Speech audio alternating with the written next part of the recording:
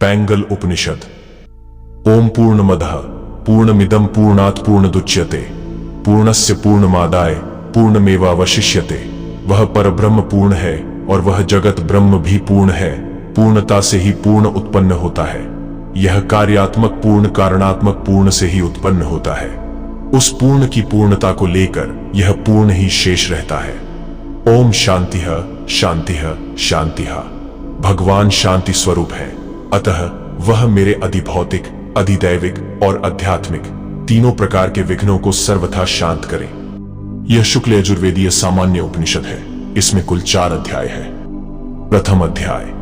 एक बार ऋषि पैंगल याज्ञवल्क्य ऋषि के पास गए और 12 वर्ष तक उनकी सेवा शुश्रूषा करने के पश्चात उनसे कहा कि मुझे परम रहस्य कैवल्य का उपदेश कीजिए।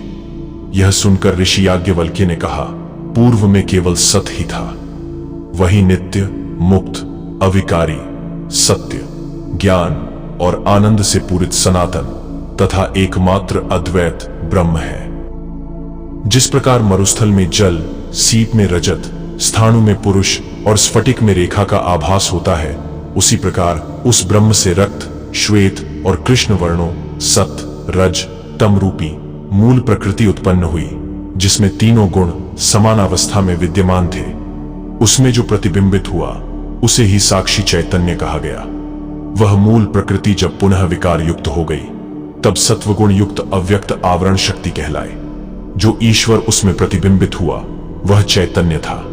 वह माया को अपने अधीन रखता है, जो सृष्टि, स्थिति और प्रलय का करता है और संसार का ओंकार स्वरूप है। वह अपने अंदर विलीन संपूर्ण जगत का आविर्भाव करने वाला है। वह प्राणियों के कर्मों के अनुसार इस विश्वरूपी पट को जिस प्रकार प्रसारित करता है, उसी प्रकार उनके कर्म क्षय हो जाने पर समेट भी लेता है। फिर समस्त विश्व उसी में संकुचित पट के समान रहता है। ईशाधिष्ठित आवरण शक्ति से रजोगुण युक्त विक्षेप शक्ति प्रकट होती है, जिसे महत कहते हैं। उसमें प्रतिबिंबित होने वाला हिरण्यगर्भ चैतन्य हुआ। वह महत्व युक्त कुछ स्पष्ट, कुछ अस्पष्ट शरीर वाला होता है। हिरण्यगर्भ में निवास करने वाली विक्षेप शक्ति से तमोगुण वाली अहंकार नामक स्थूल शक्ति आविर्भूत हुई। जो उसमें प्रतिबिंबित हुआ वह विराट चैतन्य था। उसका अभिमानी स्पष्ट शरीर वाला समस्त स्थूल जगत को पालक प्रधान पुरुष विष्णु होता है। उसकी आत्मा से आकाश तत्व की उत्पत्ति हुई।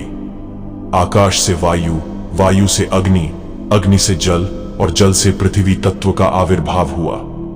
उन्हीं से 5 तन्मात्राएं और 3 गुण उत्पन्न होते हैं।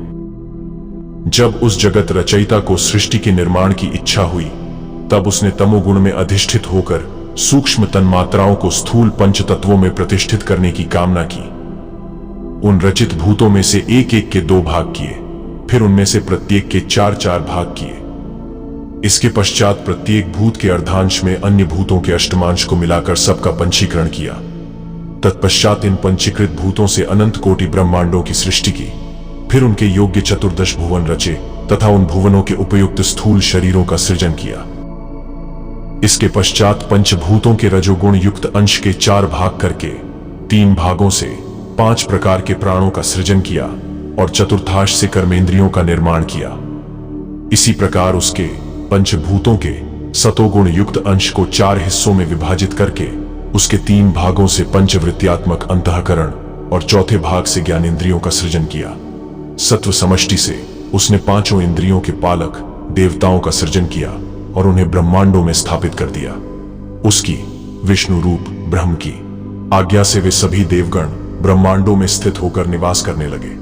उस ब्रह्म की आज्ञा से अहंकार समन्वित विराट स्थूल जगत को संरक्षण करने लगा। हिरण्यगर्भ उसकी आज्ञा से सूक्ष्म तत्व का पालन करने लगा। ब्रह्मांड में स्थित वे देवगण उस ब्रह्म के बिना न तो स्पंदन कर सके और न ही कोई चेष्टा कर सके। तब उस ब्रह्म ने उन्हें चैतन्य करने की इच्छा की। वह ब्रह्मांड, ब्रह्मरंध्र और समस्त व्यष्टि की मस्तक को विदीर्ण करके उसी में प्रवेश कर गया। तब वे जड़ता संपन्न होते हुए भी चेतन की तरह अपने अपने कर्म में प्रवृत्त हो गए। सर्वज्ञ ईश्वर माया युक्त होकर व्यष्टि रूप शरीर में प्रविष्ट हो गया और मोह के कारण जीव भाव को प्राप्त हो गया।